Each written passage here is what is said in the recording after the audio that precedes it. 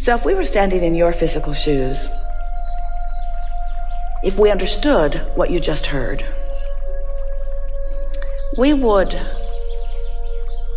set an intention, a singular intention, be the only thing that we would put on our things to do today list.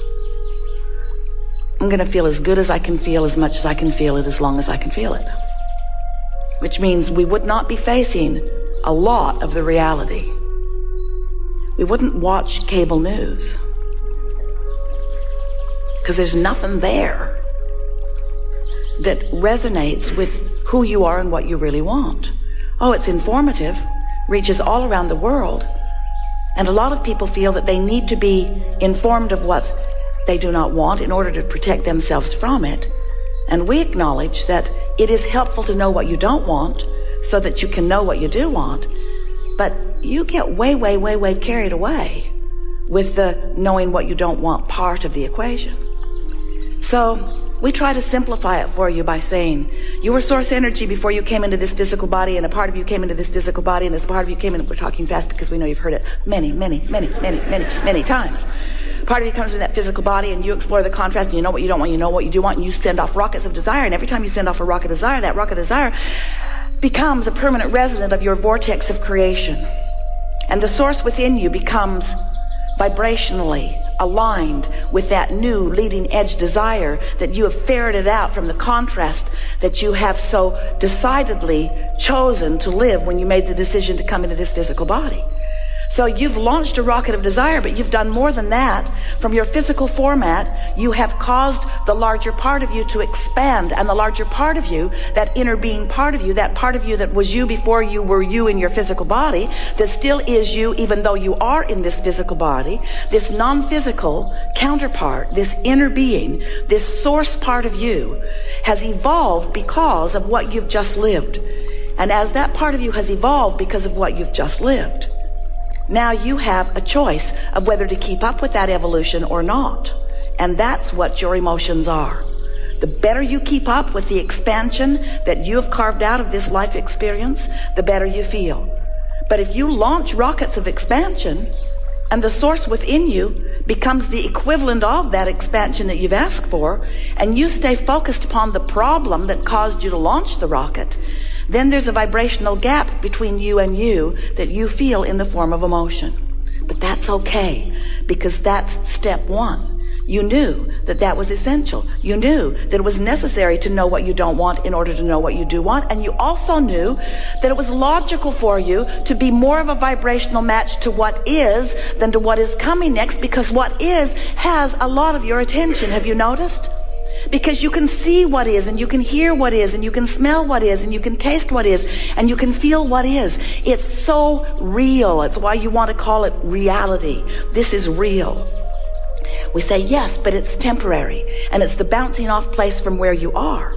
So if you sift through the real reality of what you're living, and you look for the best parts of it, and you hold the best parts of it as your object of attention, so that the vibration that you are offering chronically is about that, then your point of attraction allows you to receive more and more and more and more and more of those things that you have been asking for. So for a while we've been telling you about step 1, step 2, step 3. Step 1 is you sift through contrast and you ask. And step 2 is, since you've launched that rocket of desire, source has become the equivalent of it. In other words, when you ask, it happens immediately, what you ask for. But step 3 is, you have to find a way of, not just for a moment, not just for a flash, not just in an odd moment of influence by someone else, but you have to find steady, chronic resonance with what you're asking for. In other words, you can't want more money and feel resonance with lack of money and get more money. You got to feel resonance with more money. And our physical friends say, well, thanks a lot. Give me some money and I'll resonate. We say, we know you want the reality first and the resonance later, but that's not the way it works. And often you say, well, I don't know for sure that that's true, Abraham, because I don't think I was being that deliberate about a lot of things in my life. And yet well-being pretty much surrounds me on lots of subjects. And we say that is because the well-being is the dominant part of that which you are about. It's natural for well-being to follow you. You had a lot of well-being resonance going before you even made your entrance into this physical body. That carries you, it does. But when you become deliberate about your vibration, when you deliberately offer your thoughts because you care about that resonance, now you're really cooking. Now you are a deliberate creator. Now you have so much control about what happens around you. And now, and only now, does life begin to really be pleasurable for you, because it takes all of the mystery out of it. It takes all of the chance and luck stuff away. It makes you understand that you can find a position after you've sorted through life, and you can deliberately hold to that vibrational position, and law of attraction will support that position with manifestational, actualized, see it, hear it, smell it, taste it, touch it, evidence. So we like it that you want to be the deliberate creator of your experience, because whether you know it or not, you are the creator of your experience. And a lot of people are doing a lot of that creation by default.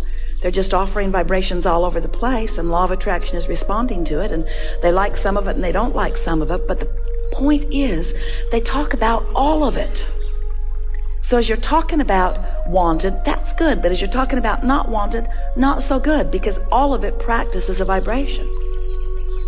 And sometimes, without even meaning to, you practice a vibration that causes that step 3 part, that allowing part, not to happen. Oh, you want it. You want it so much.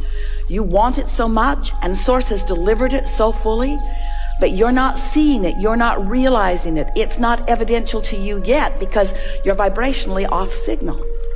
Esther and those back at the office in San Antonio had a really wonderful experience in the last couple of months, because there's a beautiful water feature there. It's man-made. The well pumps the water up to the headwaters, and it flows down a beautiful stream with some falls and trickles into a big pond down at the bottom. And there's a filter that filters it and keeps the water clear and keeps the fish in the pond happy. But it wasn't filtering, and the pond was not clear, and the fish weren't happy. Something was wrong. And so the pool people came out, and they just assumed that there was something wrong with the filter, so they put a bigger, stronger one in, but it just worked harder and harder, and the pond was still not clearing. The pressure was building in this tank, way more than it should have been. Esther went into the pump house and didn't want to stay because it felt to her that that pump was about to blow up, and she didn't want to be in there with it when it did. She could just feel the strain in its efforting to get the job done, but there was something that was keeping it from doing its job. So then it was discovered that the pond pulls water from the bottom, comes through pipes into the filter. Filter was calling it in. Filter was filtering it and trying to put it back into the pond through some other pipes, but those pipes were completely clogged. Caliche had built up in them, very hard Texas soil. It becomes almost concrete-like. And so several men for several days with several different tools tried to clear out those pipes, chisel away, put the plumber's snake in them. It was obvious that that was not going to happen. And the pipes had enough twists and turns that it was reported to Esther, we are not going to make this happen this way. And so the idea seemed obvious. Well, we're going to need some more pipes putting the water back into the pond. And so they laid them on top of the ground. No point in burying them until you know your theory is correct, right? So they put the pipes on top of the ground, and now the pressure tank is happy. The filter, oh, what a sigh of relief it breathes as the water is now flowing back easily into the pond. Seems very simple, doesn't it? Water out, clean it up, put it back. Step 1, step 2, step 3. And so we are suggesting to you that you give up on trying to clean out your pipes. Because there's a lot of gunk in there. And a lot of it's been there for a long time, and it's hardened. It's become immovable. But you could lay some new pipes. You could lay new plumbing. You could put new inlets. You could much more easily just establish some new ideas about some new things. And you'll discover on those new ideas that when you ask, it is given. And in your absence of clogged pipes, what is given is recognized by you, is revealed to you, is realized by you, is experienced by you very, very quickly. And this is our way of saying to you, rather than coming to a gathering like this with things that you are aware of that are not working as well as you'd like them to, with issues that you want to discuss, if you will start with new things that you have not yet clogged your pipes about, you will allow these universal laws to deliver to you results of your clear thought, and you will begin to feel your true power. That's the only way that we know that our human friends, we love you so much, can begin to know their worthiness. Because when you ask and it feels like it isn't given, you stop feeling worthy. You start trying to explain why you're asking and not getting when it looks like that one's asking and getting and that one's asking and getting. And then you make up the most ridiculous explanations of why you're asking and not getting. I was bad in a past life. I wasn't born to the right people. I didn't follow my religion carefully enough. I'm being punished by God. I'm being cursed by it.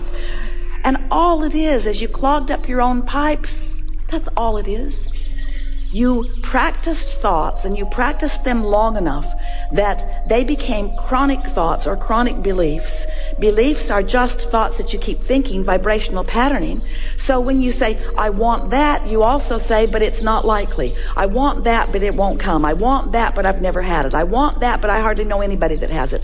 I want that, but the government's in the way. I want that, but my mate's in the way. I want that, but my kids are in the way. I want that, but I don't know what to do. I want that, but I'm lost. I want that, but I'm tired. I want that. So you just keep clogging your pipes, not even knowing you're doing it, because after all, you're telling the truth. You're facing reality. But it's true. But it's true, Esther would say to us. Abraham, but it's true. And we would say to her again and again, we know there are a lot of things that are true. And if you're using the truth of it as your criteria to give it your attention, you're clogging your pipes with all kinds of truths that are preventing you from the truths that you want to live. It's just a matter of what you're giving your attention to. It's all about the amount of airtime that you're giving to whatever you're giving your attention to.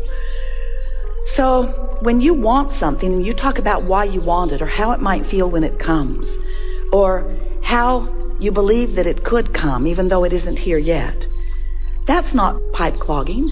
That's laying new avenues for what you want to flow to you.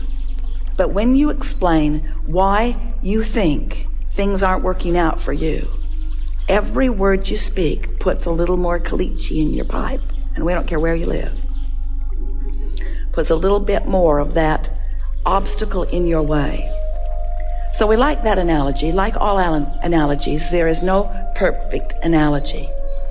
But we want you to realize that you are the creator of your own reality, and that you get to choose what you're giving your attention to. And the more choices you make that feel good when you make them, the clearer your flow, and the more easy it is for you to be in the vibrational place to feel the inspiration so that what you want can begin to flow into your experience. You know how it works? That you ask, and it becomes a vibrational reality first. Our physical friends say, well, that's not very exciting to me. I don't want a vibrational reality. I want a real reality. I want one that I can experience with my physical senses and that others can observe as they look at me. And we say, well, then what you've got to do is figure out what you're doing with your point of attraction, because you put it into the vortex, and the vortex has been gathering all of the cooperative components for everything that you want and is delivering it back to you.